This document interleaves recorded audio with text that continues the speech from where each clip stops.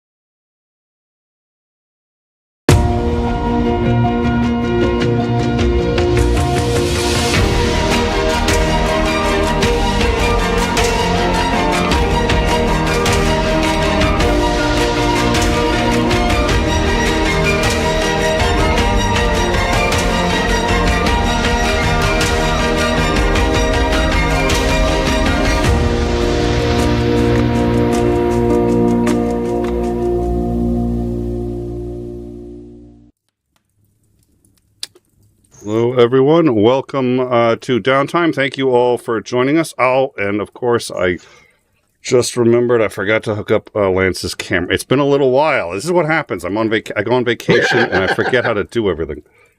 I'm gonna put your camera back on. And please rest assured, avert your eyes. Oh no! If I don't, people are gonna be sitting there going like, "Where's the dog?"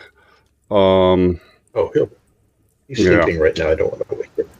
Yeah, He'll wake up later on when he thinks it's time for a cookie.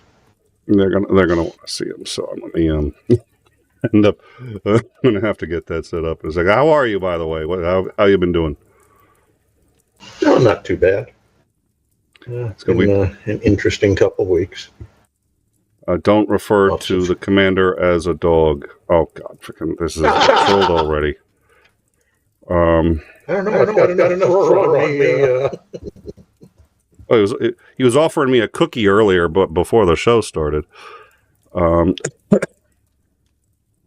Oh dear Lord! All right, well there you go.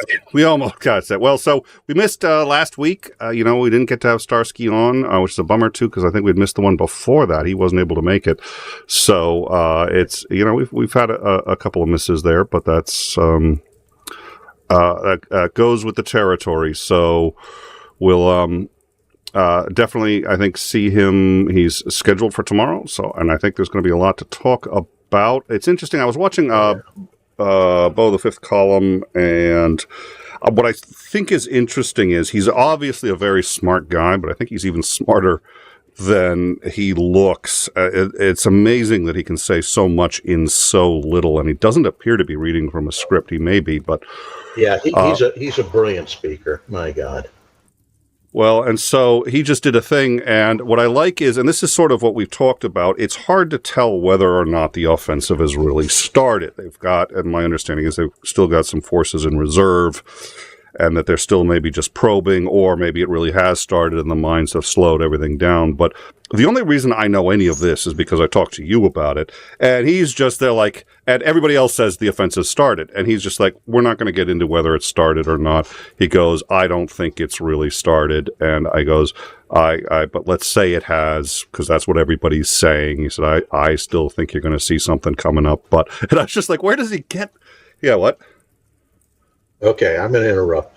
Somebody on Discord called me on that, and unfortunately, I can't remember who it is, but after talking about it, I think we sorted it out, and I have to revise what I had said earlier. Yes, the offensive has indeed started, but it is not what everybody thinks of as an offensive. We think of an offensive as what we saw last year when they broke through the lines up around Kharkiv and had this huge, massive gain of territory. And again, later on, with the same thing down on the northern bank of the river around Kherson. You saw a massive regaining of territory. An offensive is whenever they're pushing on the enemy, and they're doing that, and they're doing that in several different ways in several different sectors. And it's forcing the Russians to burn ammunition, burn fuel, commit reserves, constantly exhausting everything, confusing the picture, so that eventually, once they penetrate the line, then they can have that big breakthrough offensive that everybody's waiting for. So, how bad is the mine situation? Apparently that does seem to be worse than they had anticipated. Yeah. Much. To give credit where it's due for the Russians, they seem to appreciate that one of the primary targets for their anti-tank gunners is to take out the mine clearance vessel or vehicle at the start, the lead unit in a column that's clearing the mines, allowing passage. Because when it inevitably happens, because now you're in a fire zone when that guy's knocked out, and you're trying to disperse to get off the road so you're not all clumped together, then you run into mines. We've seen that several times. So, yeah, and it can be pretty horrific. So, one of the things in the most recently announced package of U.S. aid, I think it was the number 2 or 3 item on the list, number 3, was mine clearing equipment. And that, I can see why that's a very high priority item right now. Well, and it's just, we've talked about this before. I know it's just, I get incensed. This is Ukrainian territory and just trying to get back the land that's theirs. They have to clear mines for some of these people in probably their hometowns, roads that they grew up on. Oh, yeah. And these roads are now lethal to them. And it's just like, it's actually even worse because they're using scatterable mines and cluster munitions that deploy mines, not just in the battlefield areas, but all over the place. So the fields are now deadly to plant in because you don't know how many mines have been scattered in the soil there. So you have to find a way to get all that cleared out. And, so the Ukrainian harvest, regardless of what the condition about transiting the Black Sea now that the grain deal is expired is, the harvest is going to be substantially lower, I suspect, than it has been in the past. So Titan said, is what the commander is saying, that territory taking is the long-term goal, but Ukraine is cleverly not rushing? No, I would never say that. I would never say that.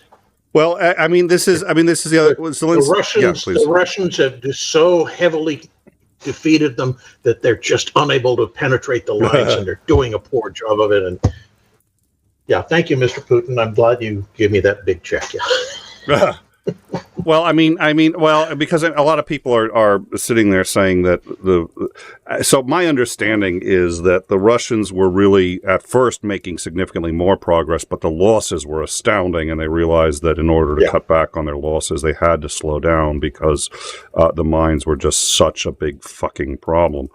They've got they've got mine throwers, right? I mean, they just basically like hurl mines and cluster munitions. They just have like a big, it's almost like one of the t-shirt cannon things, except instead of hurling t-shirts, they're hurling mines, but they basically just, Yeah, I mean, you can take a standard Russian 122 millimeter artillery shell, which is just shy of a 5-inch diameter, and you put a different kind of artillery munition at the top of that. You still have a propellant charge behind it.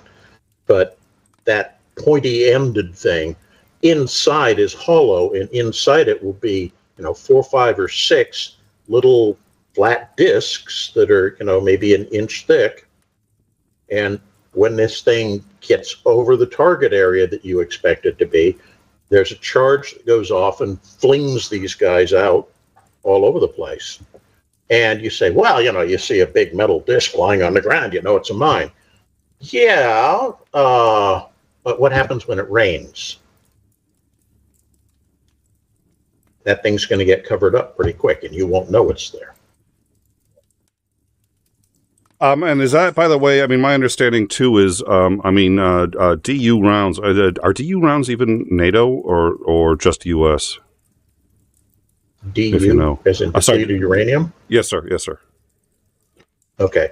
So depleted uranium rounds, I don't even think it's a NATO weapon. I think it's a U.S. weapon. And we have given some to specific allies. The thing there, and when you hear uranium, everybody goes, oh my God, it's nuclear waste or something. No, it is, but it isn't. It's non-radioactive.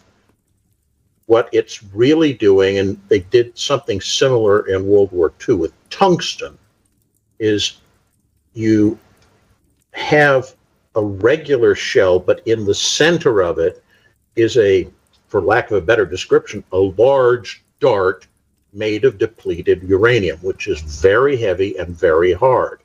So when this shell is fired and it hits a target, the metal portion of the regular shell kind of tries to poke a hole in there, but then this dart comes through at extremely high velocity and takes advantage of that little dent you've made to split right through there. Now, there is testing that indicates that there is a small burst of radiation that's given off when this thing hits its target. And I need to clarify, that means when it hits the armored side of a target, not when it just falls on the ground. And that radiation isn't enough to kill anybody inside, but it is enough that you would be worried about it, I suppose. It's like getting 30 or 40 x-rays at one time. Well, what got me thinking about it, though, was my understanding is the real danger in those. They didn't sort of discover this until after World War II, but the real danger in them is when they rust. They turn into some pretty toxic. The depleted uranium rounds, when they rust out, become immensely toxic. It's got nothing to do with the radiation. It's just a property of uranium. Honestly, the round itself is toxic if you touch it. But, unless you're some guy standing there with a baseball mitt waiting for that thing to come through the armor, in which case you're probably not going to be worried about touching it because it's going to go right through you. That really doesn't matter. Your tank is going to go boom. So I don't see that as a huge issue. That it does mean that you have to go in post-conflict and clean up all that DU ordnance, but which is easier done than said. Or excuse me, other way around. Easier said than done. Yep. Yeah, but you make an effort to do it, and you hope for the best.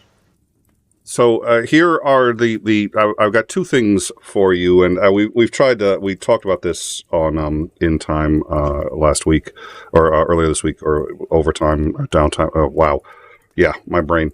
What are those things? Yeah, when I'm getting confused, there's too many. But we had talked about this, and it was tough to talk about it because at the same time that there was some very humorous revelations about Trump's understanding of the border wall. At the same time that was coming out, we also learned that people were basically dying at trying to get in. So it was hard to kind of find the humor in it. But I think for tonight, we're going to focus on the humor. Miles Taylor, who was so we're gonna do two. For those of you who are watching, we're about to do two really fun segments here. The second one, there's going to be a trigger warning, but for this one, we'll according to Miles Taylor, you need to clarify that we've just taken a 90-degree turn. Yes, this is going to, yep, exactly. And the trigger warning coming up, if you were bothered by Donald Trump molesting an American flag, you're going to want to bail on the second half of the segment. But for now, we'll start with the first one. According to Miles Taylor, who was an official at the Department of Homeland Security, who is now has written a book, and he's been going out. The book is Blowback, A Warning to Save Democracy from the Next Trump. He was on Newsweek talking about what it was like working in the Trump Homeland Security Department. And he said that at one point, Donald Trump came up to him, quote, out of nowhere and complained that ranchers in Texas were being allowed to open doors in the border wall to allow their cattle to reach the Rio Grande. This is because, of course, you can't build a wall really through the river. So you have to build it on the U.S. side of the river, but that means people who need to access the river need a gate or some way to access it. So Trump really was not a fan of this and said, quote, no doors. I don't want doors. Trump said, according to Taylor, how crazy is this? There are doors in the border wall. It's stupid. They can just walk up, open the door, and thousands of illegals rush in. Just buy the land. I know more about land than any other human being on earth. Let's just do it, okay? And when he was told that they still needed the land it gets much worse. It gets so much worse. When he was told I know. Oh, okay. This is my favorite. This made my week. Told that apparently that, they kind of, the land is needed in order to produce food.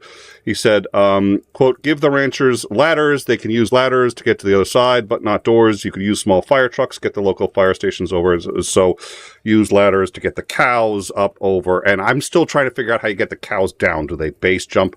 I have, and all my friends will tell you this. They're not pleased. They don't find this nearly as funny as I do, but I've been calling people up saying, okay, at what altitude can a cow safely base jump? So, what's the maximum? So how tall does the wall have to be if we're trying to get it? Because inquiring minds want to know. I figure if the president of the United States is legit proposing this. Frighteningly reminiscent of a Monty Python sketch regarding bovine aviation. In other words, flying sheep. And what exactly are the commercial possibilities of bovine aviation? Oh, and I mean, like I said, so the plan was, quote, so incidentally stupid, I couldn't laugh, Taylor says, having thought of this at the time. And what Trump has a shotgun approach to everything. So basically it's throw 1,000 ideas at it and see what sticks. And, whatever sort of, so, I mean, you'd hope that if he thought about it, he'd have realized that this is obviously ludicrous. But having said that, it's like buy the land or just do ladders or just do something. You know what I mean? And he doesn't care what it is, and he has to not care, because if he cared what the solution was, he'd have to think about it and realize that there's no solution to this along the terms that he's thinking. Oh dear Lord. Well, the idea is to make the problem somebody else's problem so that he doesn't have to deal with it. Because he's too fucking stupid to come up with actual solutions. Yeah. So that was the first thing that I thought high enough to jump over the moon. Okay.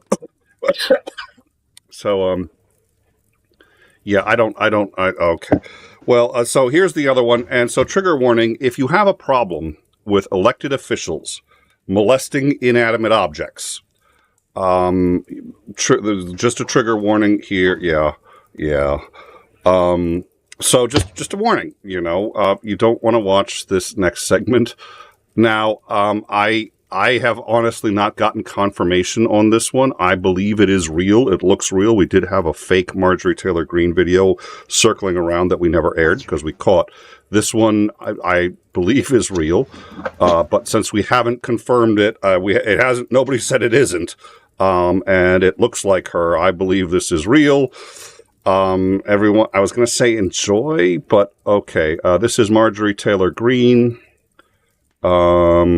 Talking to constituents. I think this was earlier today. In there in the mucky swamp, Diane always has them in the mucky swamp. Yeah. But it's amazing. Wow. Just unbelievable. Oh, I know. my God. I've seen it.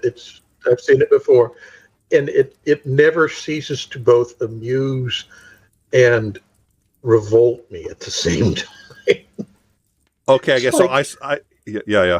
How in actual hell did this woman get elected to Congress? Well, the reality is, this is where I think sociologists need to be getting paid a lot more. So I guess this is real, but it's old, so it's not. I was wrong. It didn't happen earlier. I wasn't sure it was released as if it was today, so that can happen sometimes when I don't have time to check it. That's why it's a downtime thing, because haven't gone through all the due diligence. So I want to understand what has fundamentally changed in our culture that these kinds of people are not only acceptable but preferable in some regions in this country. Something has changed. And I think we've talked about this before. I think it's a sense of disenfranchisement. I think they feel like, okay, they may be horrible people, but they represent me, and since I've been called deplorable anyway, yada, yada, yada, if that makes any sense, sort of a backlash against the deplorable. But we need a sociologist oh God, I don't know. That's just, wow. Well, here's my thought on this. Is that, it's a sense of disenfranchisement among certain segments of the population that they've been relegated to flyover state status, that their opinions, their needs, their desires no longer matter. They're irrelevant to the American body politic. Both sides are guilty of using that approach. One to exploit it, and the other one because it's to them, who cares about those people? They're not going to vote for us anyway. The second side of that equation, though, is, I think, a lot more nefarious. And that is that a sense of oh God, what's a good word for it? I mean, a sense of cynicism is about the only thing I can come up with at first thought in the American political process. And in the whole American dream, even, has entered into the culture. That all this idea of if you work hard, you'll get ahead. And this is very true, I think, among the generations that are coming into the workforce right now, because between COVID and the shaky economy and everything else that's going on, many of them aren't able to find meaningful work. You know, it's like, oh yeah, you can come and work here as a part-time employee, and there's, you know, no chance of advancement, but we'll be happy to pay you minimum wage to do it. And it's like, what the hell? And when you get that kind of mindset on a large scale amongst differing populations, that's one of the key elements. It's not just the MAGA crowd. It's lots of different groups. When you get that mindset on that large a level, you're in serious risk of your whole, I don't know, cultural, political system going into a collapse. It's the way empires break up. Yeah. And I know people will say, well, we're not an empire. Yeah, we are. Let's be honest about it. We are an empire. Even if you ignore the fact all our holdings and influences are outside our own borders, even within our own borders, not too many other countries control a whole freaking continent. Yeah. I think any reasonable definition of empire would necessarily include us. And that's why, even if, you know, okay, we haven't conquered or attempted to conquer Japan, Germany, the EU, anything like that, but we don't have to. We use economic influence to do it. And the fact that, 90% of all the foreign air bases, that's an air base outside of the country that owns it, 90% are by the U.S., over 182 foreign air bases, if I recall correctly. There's a reason for that. It's the projection of power, so that even if any of the countries that are friendly towards us suddenly became unfriendly, you know, there's an implicit threat there on some level. So, yeah. Well, okay, so let me ask you this. I'll interrupt real quick. There used to be a grand politics, realpolitik adage of guns or butter, where if you wanted a strong military, you had to sacrifice how much butter you were going to use, because the money was being invested not in the economy, which back when this phrase came up, it was agriculture largely. But when you don't reinvest it in the economy and you're investing it there, the economy suffers. One thing that World War II did with the U.S. for the probably first time in global history is you had a country that was able to produce both guns and butter at the same time. The quality of the butter may have suffered a little bit, but we still were getting all we needed in both sectors. And in a lot of ways, I think we've become accustomed to it and inured to the expense that it causes on our society. So we have all this infrastructure that we know is beginning to crumble. We have all these programs, all these social difficulties, et cetera, that are huge problems that we don't address, in part because there isn't enough money. Where's all of that damn money going? A significant portion of that, the federal budget goes to supporting that giant global policeman military that we have. You know, the standing joke used to be the United States has the largest army, and it's even larger than taking the next 23 countries 22 of whom are U.S. allies, Yeah. and grouping them together, we still have a bigger military than all of them put together. Well, I told you this, so I think you already know the answer. The largest air force in the world is the U.S. Air Force. Second largest air force in the world is the U.S. Navy. Well, I told you the corollary. Yeah, tell me. Go. Yeah, do that one. The largest navy in the world, if in terms of total number of hulls in the water, not size or tonnage, just number of hulls in the water, is actually the U.S. Army, not the U.S. Navy. And it's what is it like? All small transport boats, or just motor boats, or what is it? Oh yeah, it's all small stuff. The Army does have some ocean-going vessels, but not many. But it's all this small stuff used for working river crossing operations, harbor security, et cetera, et cetera, et cetera. So I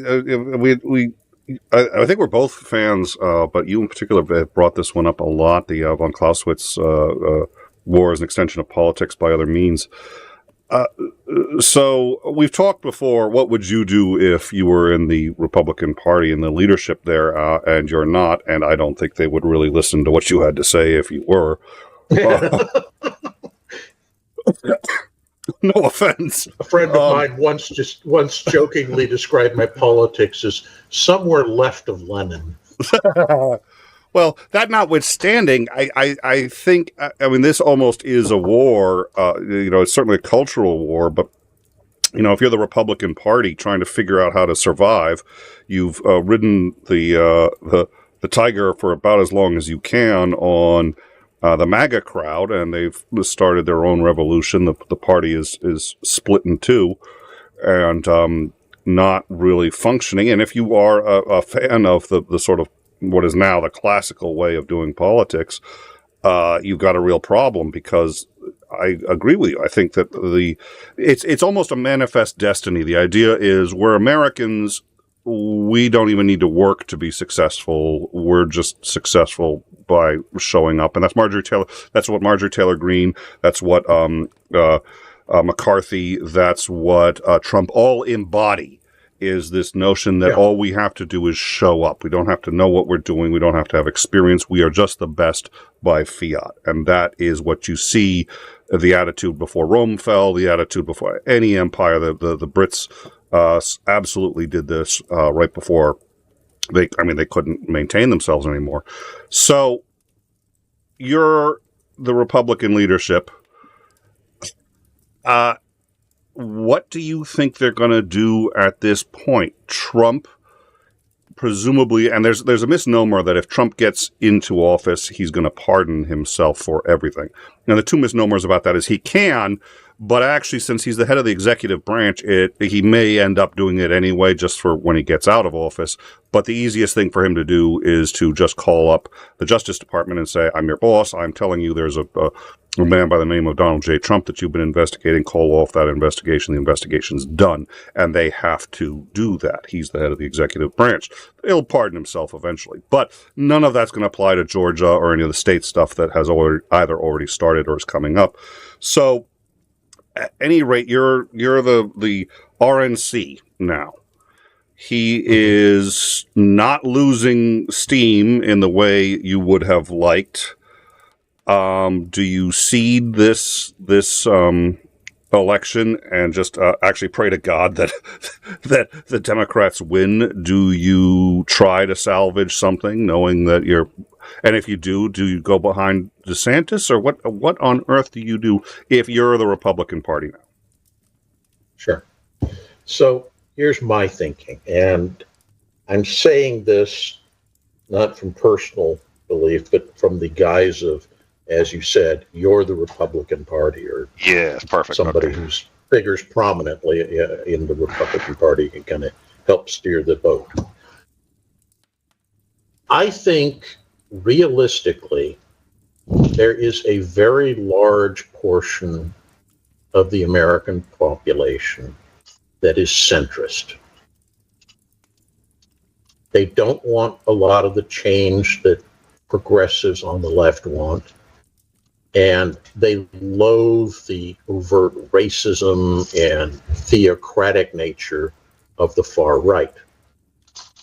And I think if the GOP were to actually offer a realistic center approach, not saying that they will, but if they did, they could almost ensure themselves a seat at least at the table, if not, in the House itself. Mm-hmm. To do that, however, they have to really not just distance themselves from, but actually condemn the far right factions. And that's going to be problematic. But I think at the same time, if they do that and can present a viable vision of America going forward that satisfies that large middle class centrist voting bloc, that they could pick up a lot of people. I mean, the argument has been made for 50 years, I would contend, that the real battle in every presidential election is not for your party, the left or the right. It's for about a thin sliver of 10 to 15% in the middle who are undecided, and you want to influence them over to your side. And I think somebody adopting that centrist viewpoint and saying, okay, maybe banning abortion was a really bad idea. We can put some limits on it, but we can't ban it altogether. Things like that, But the flip side of that is I really cannot see anybody on the Republican side actually ever embracing those ideas. Yeah. So I think they're dooming themselves to the fringe. And the more they do that, the less relevant those centrists become in their own party. And we are seeing a fairly noticeable migration of people who are, not just lifelong, but generations long Republican voters who are shifting alliance, not because they particularly like the Democrats, but because they're so put off by the vile nature of what the GOP effectively has become dominated by, which is these far right whack jobs. Yeah, I was, as you were talking, I was like, should I put up the Marjorie Taylor Greene thing again? I was like, no. I think if we saw it enough the first time. Once is enough. Once is, yeah. I only have so much Visine. Well, the funny thing was, I was never getting repeated no in the live chat.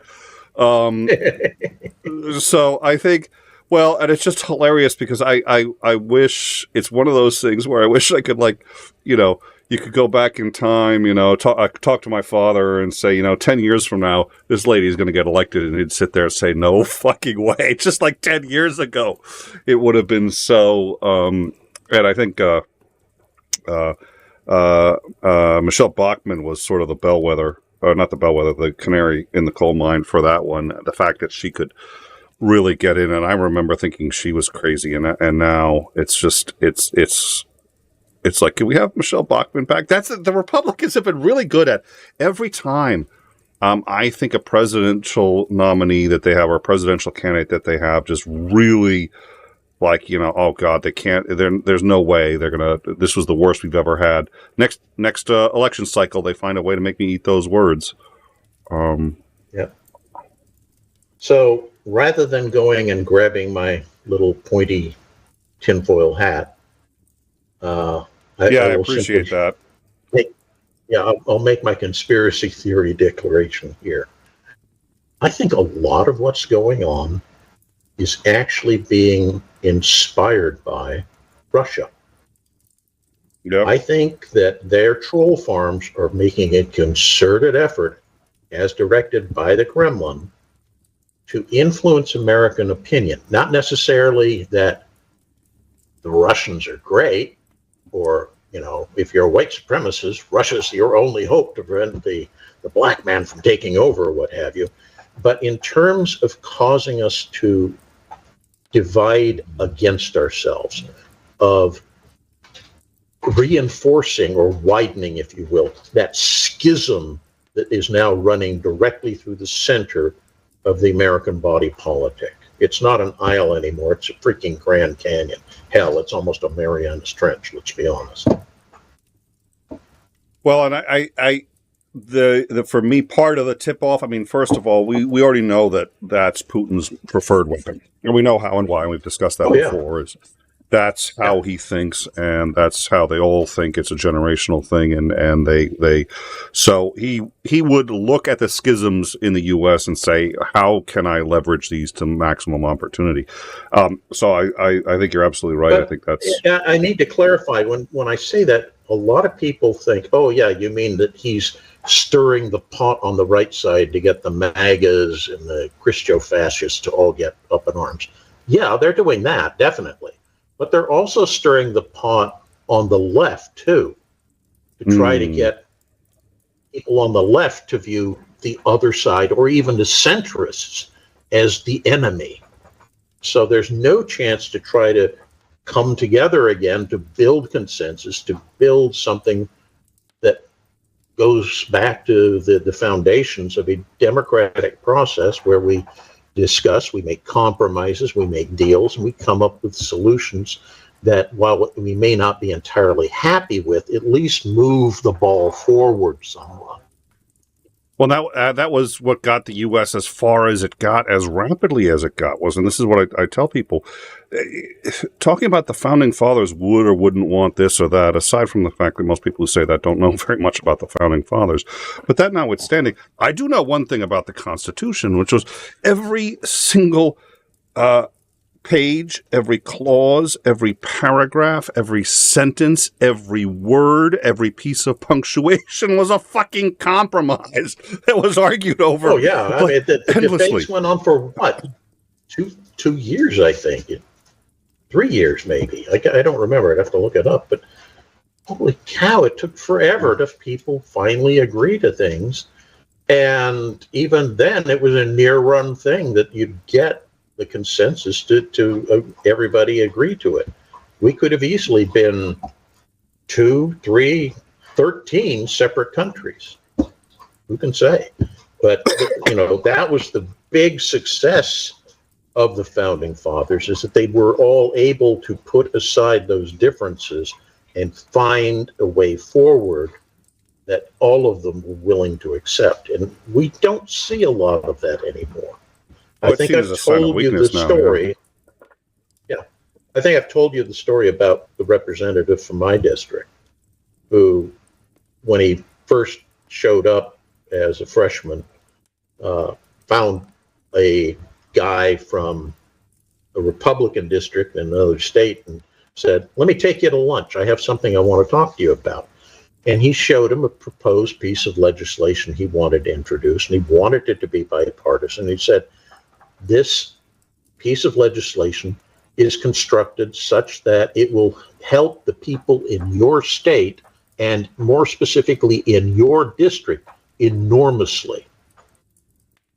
And the guy heard him out, and at the end he said, "You're right, this is a great piece of legislation. I think you're a great guy. You'd be a great point man on this. There's no way in hell I can endorse this, let alone be somebody who becomes a co-sponsor." And he said, "Why?" He said, "Because the people that voted me into Congress don't want me to find solutions. They want me to stop your side from accomplishing anything. They're willing to make their own lives more miserable to accomplish that goal." And he understood how insane it was. But he said, "That's why I've been hired, basically. That's my job." Yeah. Well, that was. And if I want to have any chance of ever returning to Congress, I have to act in that accord. And it's frightening when you think of that. Liz Cheney learned that the hard way. That's it. Yeah, she knew that going in, though. She didn't have to learn that. She already knew and did it anyway. Yes, Titan. So Titan had asked me to. There's a guy named J-Reg. He's a or Dreg, depending. I still get confused. Young guy has to be studying political science, who did a series called Centricide about all the extremists of various different political factions trying to get together and either eliminate or find a way to use centrists to their own end. And so he did, but he plays every single part in it. So he plays all the characters. He plays the fascists. He plays, and it gets into every kind of fascist, every kind of leftist, right, and there's just like dozens of characters, and he plays them all. And so, anyways, Titan had recommended it, and it took me a little while to get through it, but I got through it, and I'll send you a link to that. I know I don't remember if I sent Xander a link to it, but it's a little. So first of all, he's kind of a young guy, and so it's like and he does some singing in it. My condolences. I'm sorry. I will apologize ahead of time for that. But it takes a little once you get into it. It's just like it's really hilarious. Yeah, I'll send you the link. If Titan ends up finding it, wants to drop a link to that in the live chat, that would be great. Hope he can do that. So yeah, so I'll send you that. I'm still waiting on the Diplomat. I've got it. I've located it. We have a Netflix account and all that other stuff. It's just like when the time. But on the flip side, I'm like, you know what? I'm going to stop enjoying life if I don't start getting back into. I want to write some more. I need to write some more, and I need to watch shows I enjoy. So I'm the Diplomat. Both and Brooks was a huge fan of that one too, and he's got some pretty high standards. So. Between you and him recommending it, I've got to see this thing. And we're going to bring Brooks back. We talked about this. I want to get more people on downtime. I'd like to have you stick with us as we bring other people through. You've been whether you didn't volunteer for it, but you're now basically going to be like kind of co-host. But we had on Brooks, and then Sunday came on, and it was. I love them both, and they get really interesting stuff. But the two of them together, it's like they've been best friends or whatever for like 5-6 years. So I saw them on a stream recently, and Brooks was like, "I recommended this book to you 8 years ago. You still haven't read it." He's like, "Yeah, I know." It's like an old married couple. But there was no getting a word in edgewise, so it's just like, okay, this is the President's Sunday channel. We got to get Sunday back. We got to get Brooks back, but they were separately.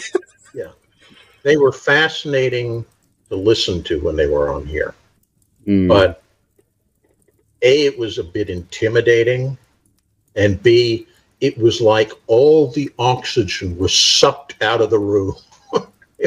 It's like, well. I have two great venting fans that have turned on, and nobody can get a word in edgewise. Well, listen, I find them intimidating, and I've got a BA in psychology, so not psychology, it was the philosophy one that was relevant. I've got both, but the psychology one was not the relevant one. Anyways, Titan points this out. Yeah, too. He's a young guy, and he's trying to educate young people on politics. Which kudos. Good luck.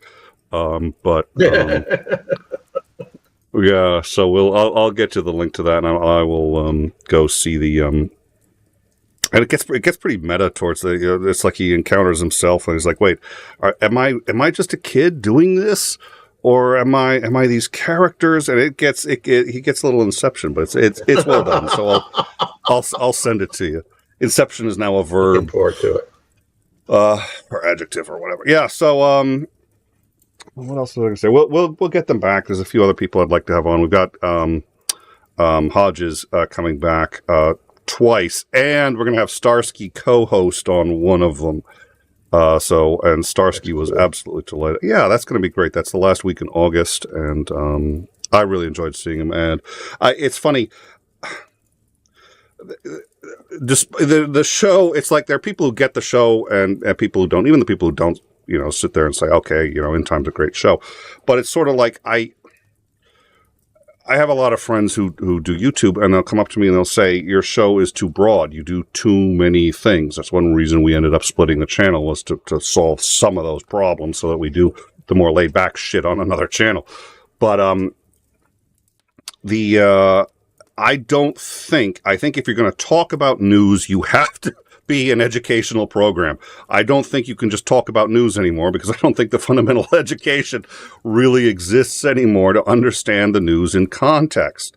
So I'm sitting there going, like, if you're going to do a news show, and you might as well include the education as much as possible, and include that we're going to break this down and dissect it to the best of our ability. And so that's sort of what In Time is this amalgam of this inseparable news and education, because I think it's all really two aspects of the same thing. And now I completely spaced where I was going with it. Yeah.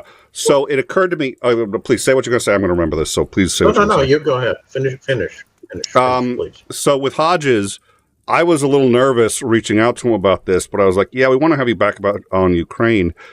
I also, it's like I've talked to you, and you had, growing up, a background that just lent itself towards military or intelligence or any kind of sort of governmental work. You were steeped in it as a child, and you went into it, and I think there's so many people that I know that have done it, and from what I can tell, it's always, and a sacrifice may not be the right word in some cases. My sister was married to a Marine. He ended up getting put on active duty during Milosevic and that whole 9 yards. And it's like, she's got no idea where he is. She knows he's getting hazard pay, that's it, or combat pay.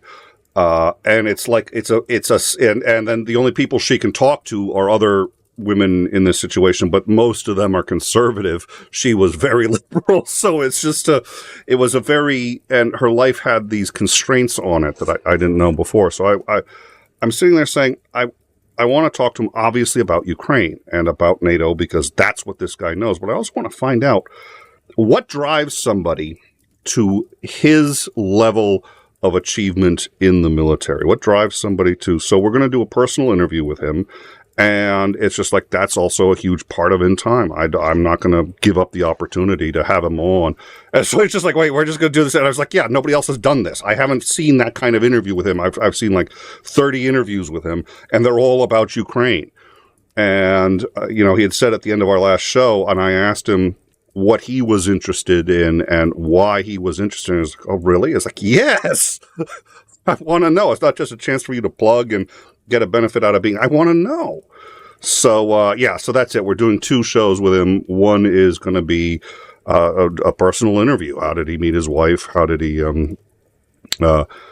decide on the decisions? What was life like growing up for him? What made him interested in the military? If he couldn't do the military, what would he be doing right now? I really want to ask him that question. I want to put him in the hot seat and be like, okay, let's assume you couldn't have been in the military. What would you have done? So that's it. We're going to have that one, and I think that's going to be I'm looking forward to both of those. So we get them in the same week. That'll be it's a Tuesday and it's a Monday. I think it's a Monday and the last Monday and Wednesday in August. And one more thing, I'll do one more shill thing, and we should get back on track. Apologies. We're also on the 7th, August 7th. We're going to do a patron hang. And that is, here come the doors. Oh, God, again, now I'm going to get nowhere. So we got a patron hang coming up on the 7th, and the way I view it is it's basically anybody who has ever supported the show. So that includes the mods, because they support the show. They're donating their time. If you've ever given a super chat, if you are a patron at any level, if you're a member at any level, we're going to have a hang. You can come in, you can talk. Hopefully Xandring will be able to make it. So hopefully, Commander, you'll be interested in coming along and at least saying hi for a little bit, so you can talk to us, you can ask us questions, you can talk about the show, you can talk about whatever you want to talk about. So it's an hour dedicated to to shooting the shit about whatever you want. Sometimes it's about the show, sometimes it's something else. So that's going to be the 7th of August. It's not next week, but the week after that, I think. So looking forward to that. Hope you guys will join us. And there'll be more information on that on the Discord, and it'll be on the community page of both shows. There he is. Which one is this?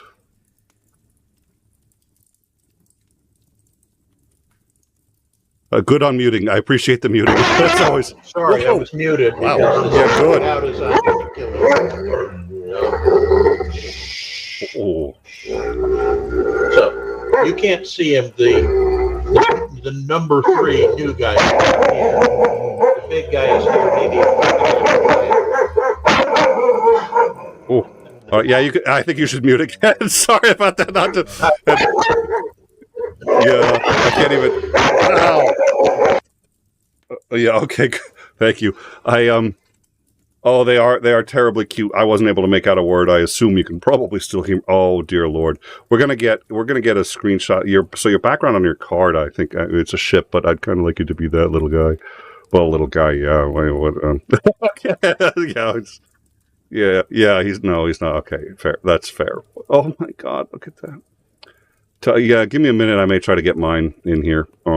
He doesn't usually come in, and it's just because I don't want him poking at the thing. But I'll try to get mine in here. Yeah, it's not that they're talkative. He's added a new one to the mix, and they're fighting for dominance. And neither of them seem to be particularly willing and giving up the ghost on that one. All right. Someday what we'll do is what we need to do is I'm going to ask him if he can get a picture of one of the dogs just sitting there. We'll take a screenshot of that. We'll make that his new card, at least just for one show. We'll do that. All right. Perfect. I'm going to see if I can get mine. I'll talk, we did talk about this. He is not little. He's 165 pounds of mal.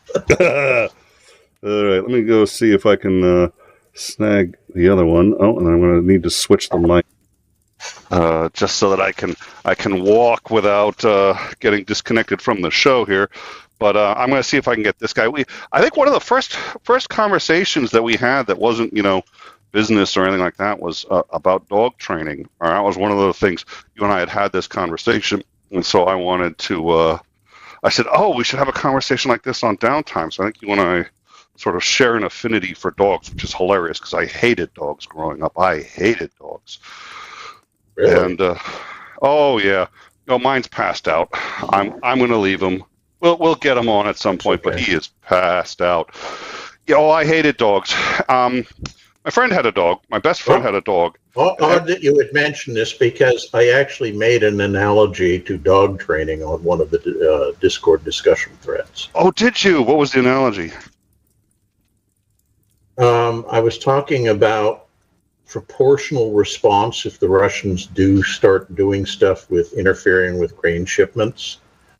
And I said, rather than kicking your dog and breaking some bones, which will only make your dog hate you and want to bite you in the future, if you just give him, like a short snap, he'll realize, I shouldn't have done that, and calm down real quick. Well, same thing with the Russians. If you just sink the one ship that was shooting at some grain carrier or dropping mines in the international waters off of Ukrainian coast of Odessa, that sends a very clear message of, don't do that, you're a bad dog. bad poodler. Well, my buddy, my best friend had it was a lab. It was I think it was a golden of some kind. It was a lab. It was a mix of a lab and a golden retriever, I think. And they had no control over this dog, so it would run around everywhere, destroy everything. It would hump everybody's leg. It would jump on people, and they were always kind of apologizing for it and saying, we've all seen owners like this, so they'd be sitting there going, oh no, it's okay, he doesn't really mean it. And I was 12 years old, probably a little younger, and I was just like, this is out of control animal. I didn't really want to, and most of the dogs that I had seen were like this. So I couldn't figure out why anybody would want a dog.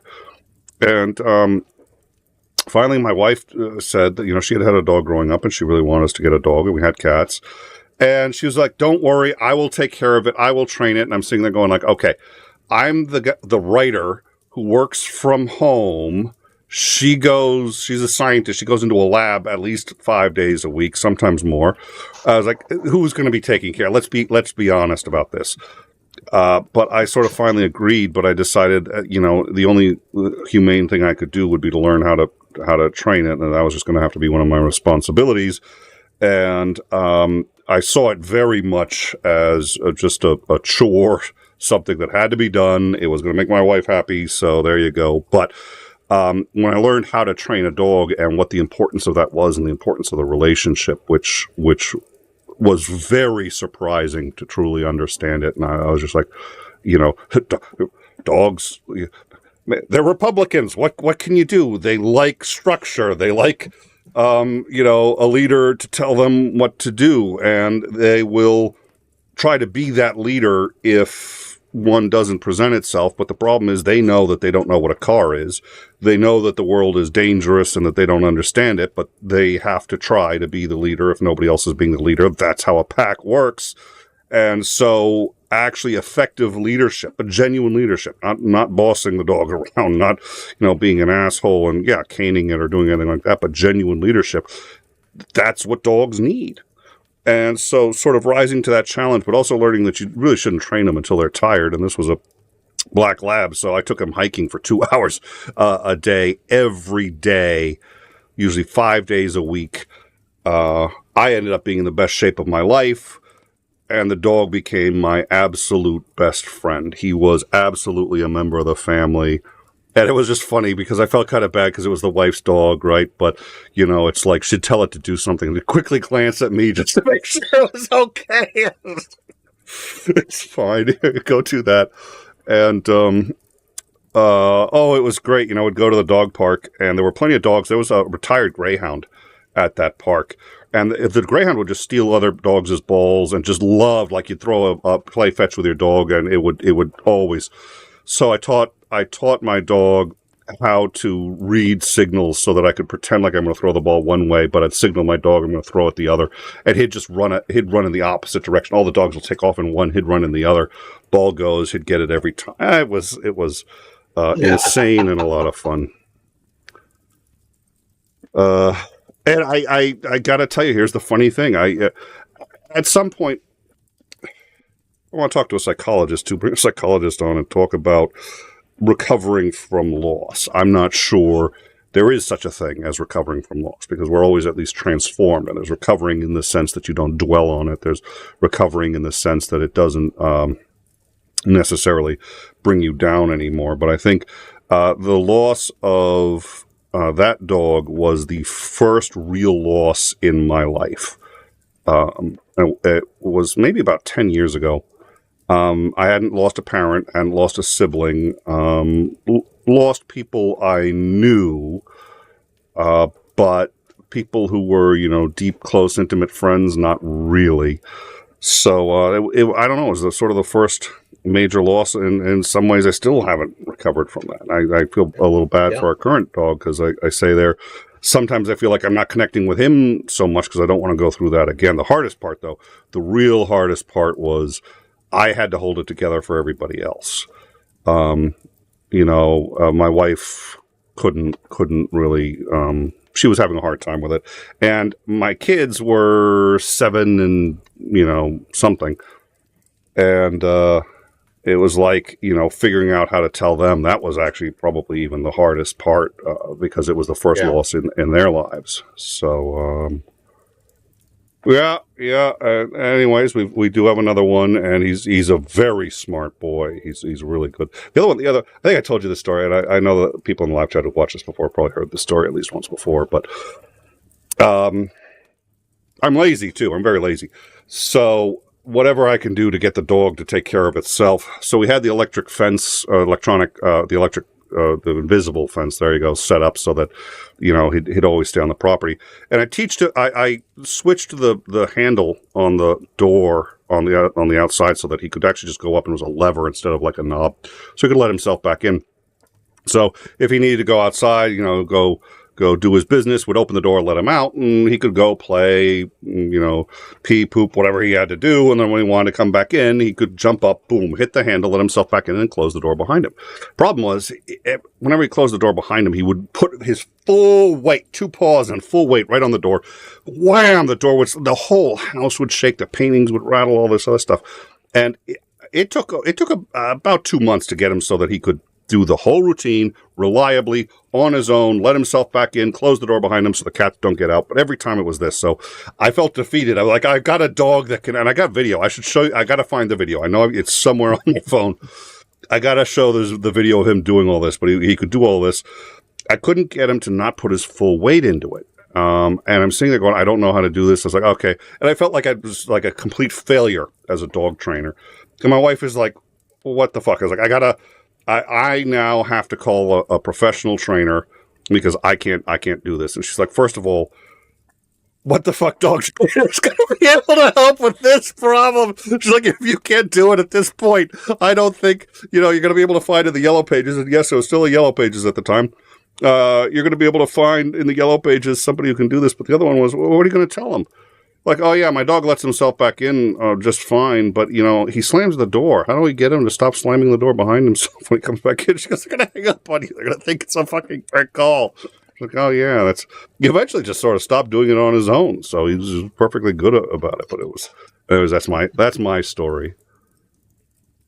Yeah, not this guy, but the previous Mal we had figured out how to open the door. He'd never shut it, but he figured out how to open it. And I don't think it was a case of I do this and then the door opens. He just knew that, if I do this in this general vicinity, it triggers something and the door magically opens for me, which is great. So yeah, and he'd be up there slapping his front paws at the doorknob, and we don't have knobs, we have, levers. So he'd just accidentally connect on the lever with one of his feet the right way, and it would trigger the mechanism. We had a Bengal, which not the tiger, the cat, but you couldn't necessarily tell the difference. It was a runt of a litter, and it was still very slender. First of all, it loved water, so you had to be very careful because if you left the toilet seat up, it would just hop in and just take a bath in the toilet. Couldn't leave. You show up and it would be up there looking at you, and you're like, really. He wouldn't open it but if you left it open, he'd hop in. But he was lanky. He could stand up and reach a light switch. He was very lanky, very heavy, and he was bigger than the dog when we got the dog. So he was in charge. Oh yeah, he would just whack the dog around. And he was not afraid of dogs either. So we did once or twice take him out on a leash just to see if we could do it, and he was sort of okay on it. But yeah, he was a big, so he could stand up and reach a light switch. So every now and then we'd just be in the middle of doing whatever, and all of a sudden the light switch is off, and you'd turn around and you'd hear him just bolt. And I swear to God, he was a troll. I figured I'm going to just boom into it. He knows he's not supposed to. He just runs. He didn't want it off. He just wanted to piss us off. Yeah, so that was Apollo. And, oh God, now my eldest I've seen people talking about cats. We used to have a cat. My wife had a what do you call it? It's not a Siamese, but it's a gray long hair cat, and she'd had it since she was a kid. And when we moved up here with the first Mal we got, unfortunately, she didn't realize, and she's the one that said, "Oh, let's get a Malamute. I love them. They're beautiful animals." Okay, great. And there was one available to pound that we could go get. She hadn't realized that Mals have very, very strong prey drives. And more so for this guy because he'd actually been living on his own in the wild for about 6 months. So yeah, it was a constant. The cat is not a snack. The cat is not a snack. And one day we weren't paying close attention, and yep, there he was out on the lawn having a snack, which really broke her up. She'd had the cat for 17 years at that point, since she was in high school. Yeah, heartbreaking, but at the same time, you can't really blame the dog. It's just in his nature, and you have to do it. And so, and since then, we've never had a cat again because we've constantly had new mouths cycling through. When one passes, we get another one. And I have to believe, even though you know that, there's a part of you that just has a very, very difficult time forgiving the dog, even though it's absolutely not the dog's fault.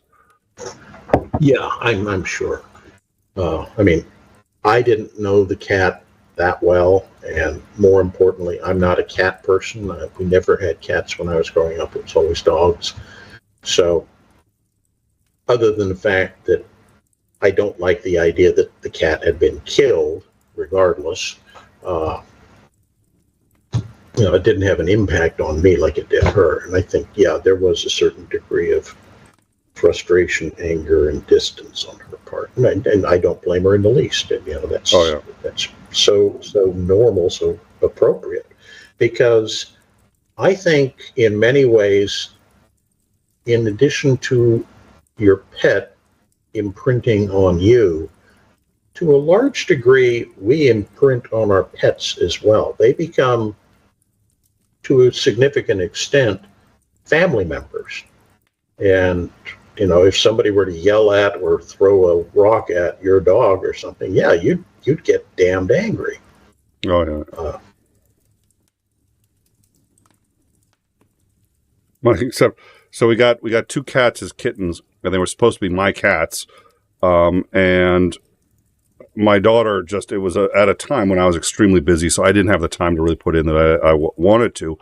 And I knew they were young. I figured they'd actually probably already imprinted on their mother. Turned out they hadn't. And they imprinted on my daughter.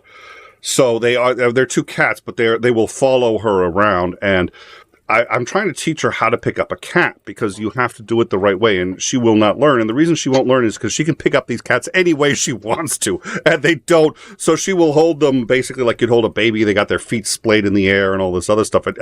God forbid anybody else try that. You can't do it, but she can get away with it because that's mom. And it's oh my God. And also, God forbid she ever goes to bed and didn't let them into her room beforehand. They're scratching at our door to go let them into her room. Oh God. So yeah, I quote, "These are my cats." And she's like, "I'm taking them with me to college." It's just like, yeah, I don't think so. Of course, the problem is when she's gone, oh my God, they're going to freak. Oh, dear Lord. Yeah, well, and I think it's interesting, come around almost full circle. I don't know, there's some behavior that I've been witnessing, especially in the U.S. politics, but around in all sorts of vicinities, where I watch how we react, and I was like, oh, there's the ape coming out. We're closer to apes than even I like to that I typically like to acknowledge, and I'm just sitting there going like, okay, there's the ape brain coming out, and the kill that which we don't understand, kill that which challenges our worldview in one way or another, and but it's also this sort of kindred, it's just we need the companionship of other critters of one form or another. It's a pretty interesting thing to watch. Yeah, I agree. The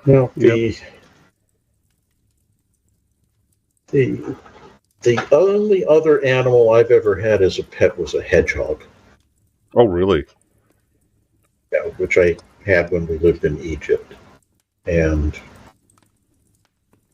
I did love that animal dearly, but I would not recommend getting a hedgehog to anybody. My eldest wants a chinchilla. I don't know if that's they're completely different class of animal, but I'm worried. So what is it about hedgehogs that makes them so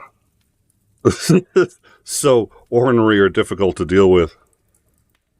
Number one, they're nocturnal animals, so they will tend to sleep almost all day, and as soon as you go to bed, that's when they decide it's time to get up and make as much racket as they possibly can.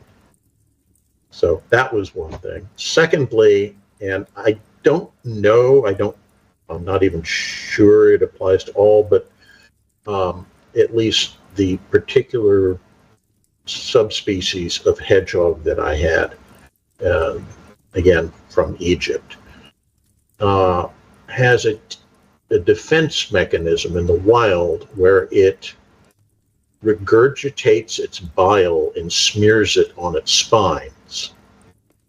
Oh.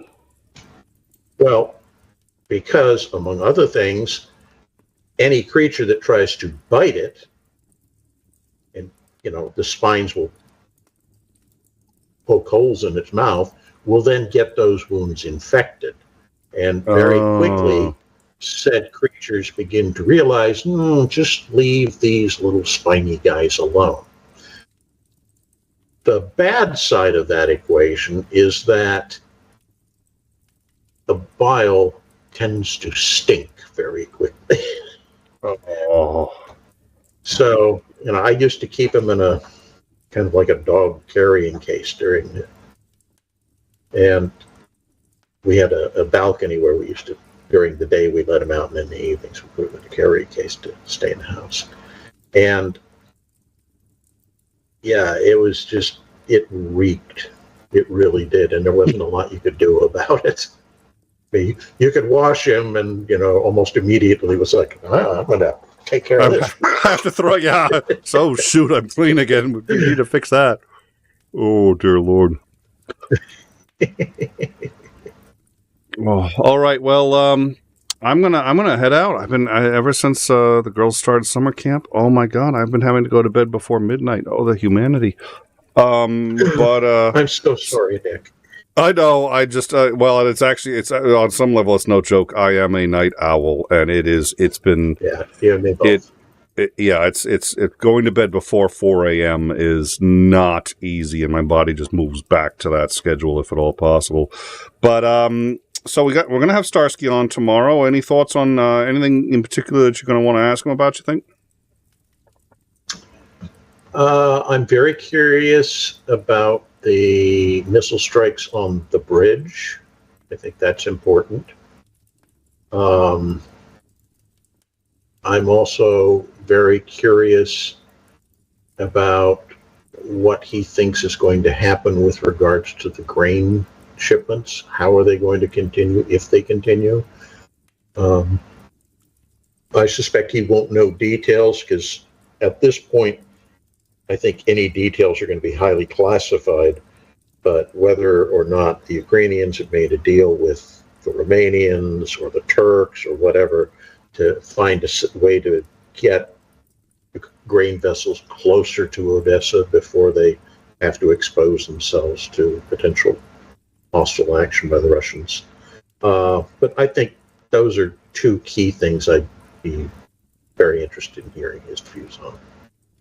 I think the grain is and that the other thing I'm sort of and I saved this question for tomorrow. I'm going to ask both of you definitely what is Putin's ploy? Would he be satisfied with just we eliminate some sanctions, make SWIFT payments available for like agriculture or whatever it is that he's demanding in that area in order to fix this, or does he really just want the world to starve to death? So the pressure is on Ukraine to negotiate and end this quickly. It's a horrific thing either way, but I think it's oh my God, it's great for Ukraine if they can get those shipments out, but the world needs this. It's not just about for Ukraine. Holy shit. So I'm definitely going to ask about that. The other, please.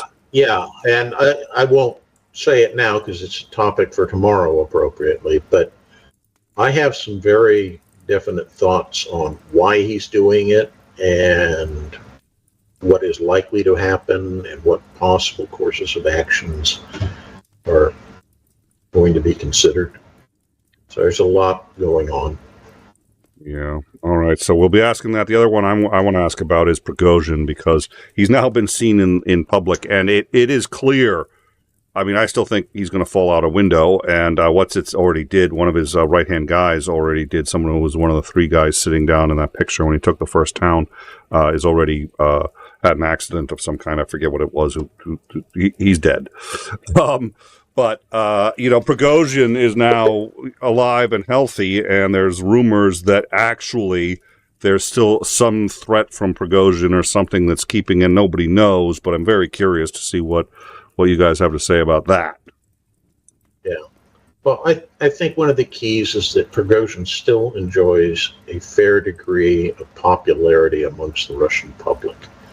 He was elevated to the class of hero, and he's a typical Russian tough man, so people just like tough men in that country. So it may be they're just delaying the inevitable until people have kind of let him slip from their memories because he's no longer on the scene. No. And then, he'll mysteriously go, oops.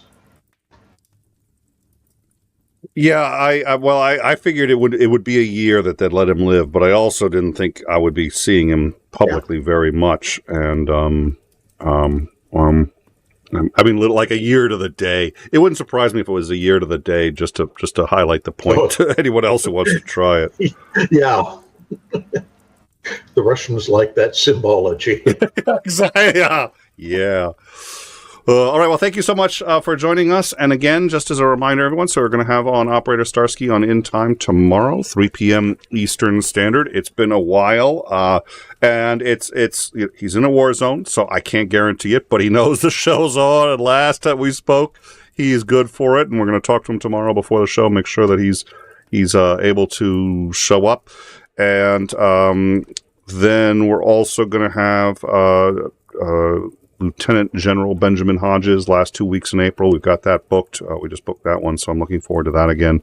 And we're reaching out to a couple other guests and have a few other things that we're looking forward to. But for tonight, that's all we're going to talk about. Thank you all so much for joining us. Join us on the Discord if you want to keep up with these things and more. I really do appreciate your support. On the 7th, we're going to have a supporter hang. Anybody who's ever donated, anyone who's a member of either of the channels or a patron, come on in, talk to us. You can talk to if Lance can manage a little time. It's going to be at an awkward time for him, but if Zandring will hopefully be able to make it. He's been able to make it to the last few of these.